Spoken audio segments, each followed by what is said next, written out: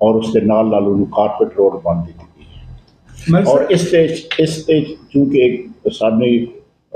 नाले बनाओ के करीब ही चौक बनया उस चौक दे जमीन चूंकि मुख्तलिफ मालकान दी है तो उहदी सड़क की कुशादगी आस्ते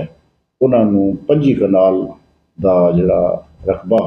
वो उन्होंने मालकान दिता गया ताकि सड़क जी कुशादा हो सके तो ये 25 कनाल का भी अतिया और 50 कनाल का भी अतिया जोड़ा जी ये अल्लाह पाक ने खिदमत का मौका दिता और उसके नाल हालिया साढ़े थाना डुमन पुलिस स्टेशन डुमन जी कि पुरानी बिल्डिंग 1857 बनी गई जिहदे तकरीबन मजबूरी तौर पर उसका 125 कनाल का जोड़ा ना जी वो है सी उसका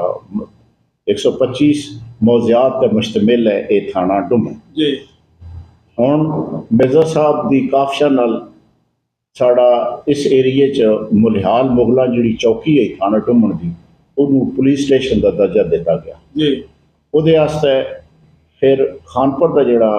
पुलिस स्टेशन डुमन है इदी मलक तनवीर असलम MP साहब ने इसनूं इदी चूंकि बिल्डिंग को सीधा इदी नई तमीरात करने वास्ते गवर्नमेंट ऑफ पंजाब मुस्लिम लीग नून तो मैं शुक्रिया अदा करना मरियम नवाज शरीफ का कि उन्होंने एक खतीर रकम दी पुलिस स्टेशन वास्ते उसकी तामीर वास्ते क्योंकि पुराना रोड मौके पर उस पुलिस स्टेशन को गुजरिया तो जदीद हालात के मुताबिक पुलिस स्टेशन का बर लबे सड़क आना इंतहाई ज़रूरी है और थाना डुमन दे मुलिहाल मुगलों का इजाफा होने तो बाद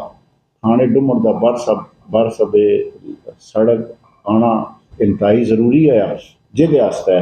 ज़मीन का मसला है गवर्नमेंट ने सिर्फ बिल्डिंग के पैसे हायर किए DPO साहब ने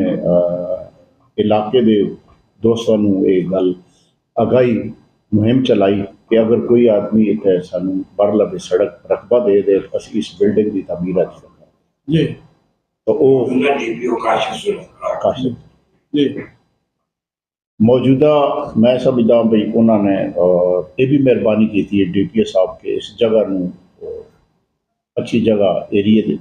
माले वकू के हवाले नाल ये 4 कनाल का जोड़ा ने जी वो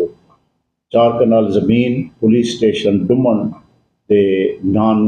उन्होंने वकफ कर दी गई बाकायदा इंतकाल हो गया और इस पुलिस स्टेशन का नाम डुमन ही रहा सी मौजिया खानपुर में बन रहा वो मौजूदा हालात के मुताबिक इधर जोड़ा माले वकू है वो बर लबे सड़क थाने का आना जरूरी है लेकिन मौजे का ना थाने का पुलिस स्टेशन का ना जोड़ा जी वो डुमन रहा सी। अच्छा।